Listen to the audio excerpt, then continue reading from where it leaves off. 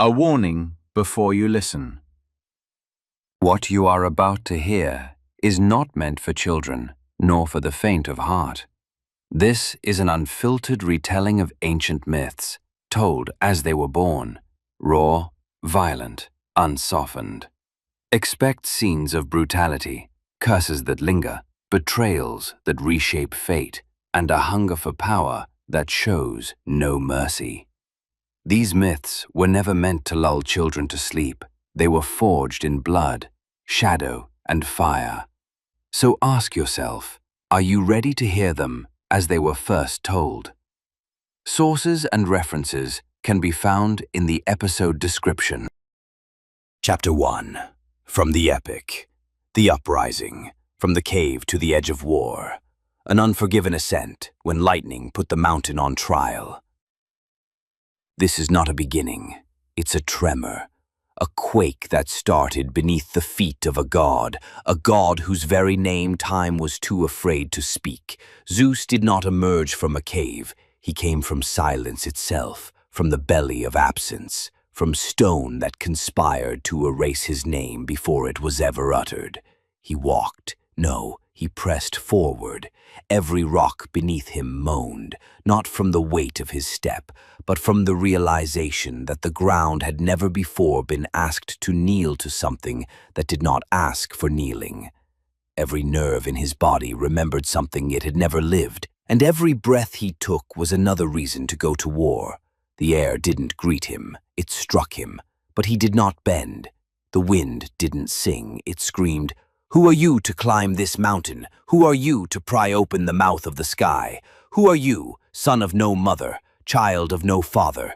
And he replied, not with his lips, but with his skin, his bones, his very presence, "I am the one who will make the sky descend, not to rain, but to bow." Sweat did not drip from his body.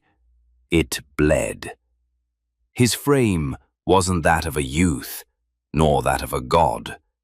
He moved like a boulder learning how to walk. His muscles didn't just shift, they threatened. Every footprint he left behind made the soil shed its own skin, as if whispering, "This is not a creature, this is a curse on legs." As he climbed, memories he never lived flashed before his eyes. Faces he didn't recognize, but hated. He heard laughter fossilized in the bones of the sky, laughter that sounded like Cronus, still drunk on betrayal. And yet, he did not stop. Then came the rain, not from above, but from within. It poured from his chest, from beneath his skin, from the storm of his heart.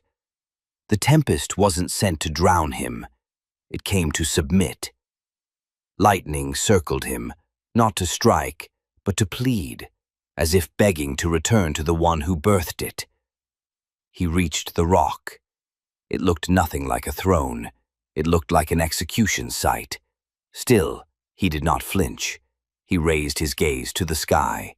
He asked for nothing, but his voice broke loose, not from his mouth, but from his bones, his flesh, his core.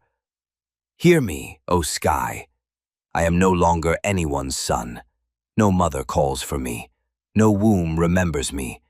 But I stand here, not to beg, but to seize. If you are queen of gods, then kneel tonight.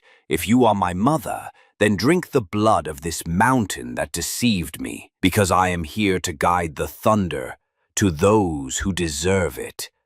And in the depths below, the roots began to tremble. In the air, lightning crackled like a breath caught between fear and awe. And in the heart of the mountain, a sound leaked out, a true sound, the first in centuries. It said, "Lightning has risen, and it will never return to darkness." With that ascent, it wasn't just the heavens that opened, the laws shattered, and a leader was born, not from a bloodline, not from a prayer, but from a wound that roared to the world. "I will free my brothers, or tear the throat of fate apart with my own teeth." The chapter ends here, but the lightning is still rising. This chapter of the epic has come to an end, but remember, what you've just heard is not a record of facts, but the echo of a myth, a story born from the imagination of the ancients, etched into the long memory of humankind. If this tale stirred something in you, if it opened a door to reflection or wonder, don't forget to support the channel and share the journey with those you love. And in the comments, tell us, which moment in this chapter struck you the most and why? We'll meet again in the next chapter of this audio odyssey through time. Until then, farewell.